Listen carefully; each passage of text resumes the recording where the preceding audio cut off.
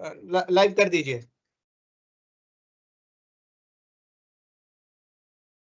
Okay Prateek, you can start. Okay, sir. So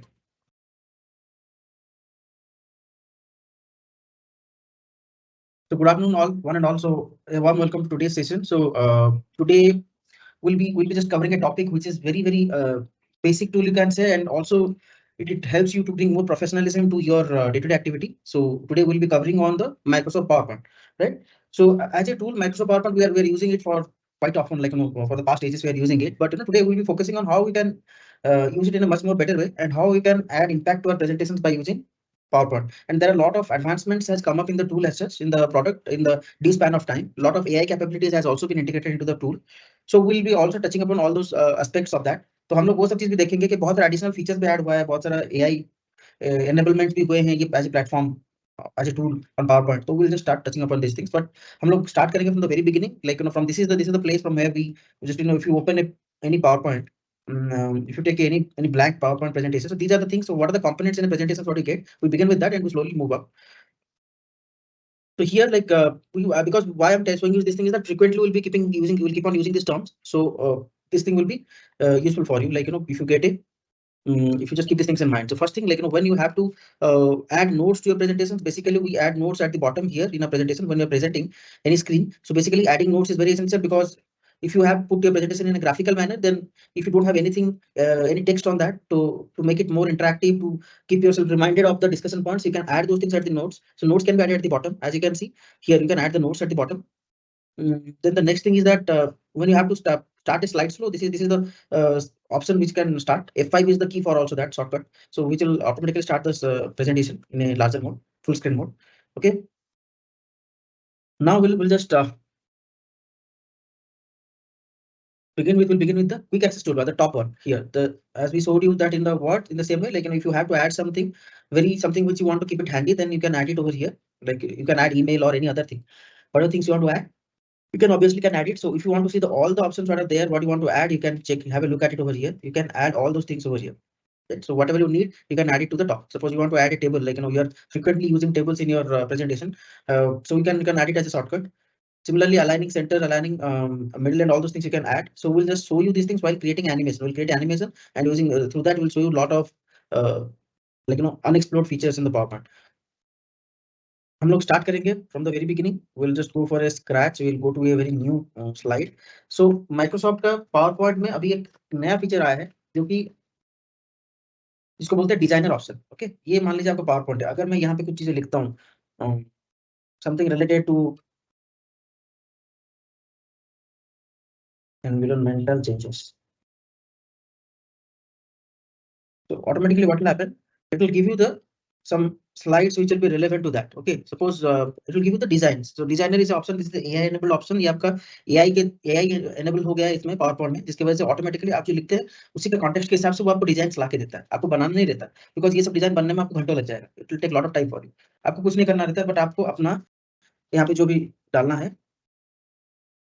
ठीक है, तो आप अपना डाल के जिसका भी नाम डालना है डाल के फिर आप आगे बढ़ सकते हैं. आप स्लाइड्स यहाँ पे ऐड ऑन कर सकते हो. ठीक है, जब आप स्लाइड्स ऐड करते हैं तो आप यहाँ पे आपका ऑप्शन रहता है. आपको अगर ब्लैंक स्लाइड चाहिए तो आप यहाँ पे ब्लैंक स्लाइड ले सकते हो. अगर आपको और कुछ अगर डिजाइन ऐड करना है तो आप यहाँ पे डिजाइन ऐड कर सकते हो. तो आप कोई भी नया डिजाइन ऐड करना है तो आपको डिजाइनर में जाना रहता है. ठीक है, अगर आप यहाँ पे दोबारा लिखोगे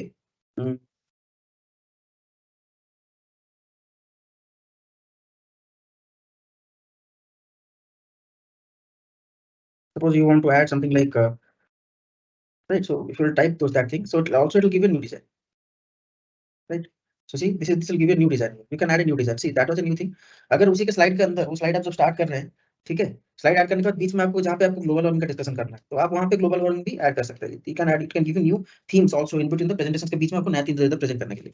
तो ये बहुत ही अच्छा फीचर है माइक्रोसॉफ्ट 365 बेस्ड पावर पॉइंट में. आपको वही मतलब अगेन आपको वही चीज बता देता हूँ, ये माइक्रोसॉफ्ट पावर पॉइंट आप अगर लेटेस्ट वर्जन वाला यूज कर रहे हो तब जाके आपको ये डिजाइनर फीचर मिलता है. अगर आप पुराना वर्जन यूज करते हो तो आपको नहीं मिलेगा फीचर. ठीक है, आपको यहीं से डाउनलोड करना रहता है. आपको पहले से बताया था, इंस्टॉल ऐप्स में जाके यहाँ से डाउनलोड करेंगे तब जाके आपको फीचर दिखेगा.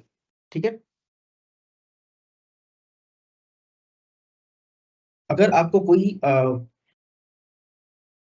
फॉर्मेट पेंट करना है, मतलब आपको जैसे बताया था लास्ट, आपका पूरा प्रेजेंटेशन मान लीजिए अलग अलग फॉन्ट में आपका प्रेजेंटेशन बन रहा है, राइट? तो अगर आपको सब फॉन्ट सब में एक ही फॉन्ट रखना है। तो आप क्या कर सकते हैं, या तो सबको सिलेक्ट करके एक साथ सिलेक्ट करके आप जब होम में जाएँगे तो अपना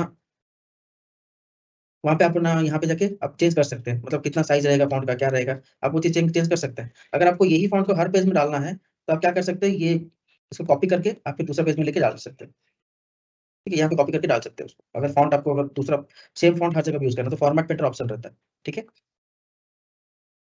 टॉप ऑफ इट तब आपको और एक चीज़ है, जैसे आपका डिक्टेट करके एक ऑप्शन है। मैं चलो नया स्लाइड में जाता हूँ। अगर मेरे को कुछ अगर टाइप कराना है, तो you can also speak over here. I put in English, okay? So then I'll dictate it. I'll click dictate feature. So whatever discussions we'll be having, so all those will start typing over here, right? So it can also be used over here. यहाँ पे आप you can use it also, right? So to do the thing for you, dictate करके feature रहता है, and then we'll move to the next thing, which is the insert. Okay? So मान लीजिए मेरे को ये जो presentation है, इसके background में मुझे अगर ये करना है, कुछ अगर इमेज ऐड करना है या कुछ ऐड करना है, ठीक है?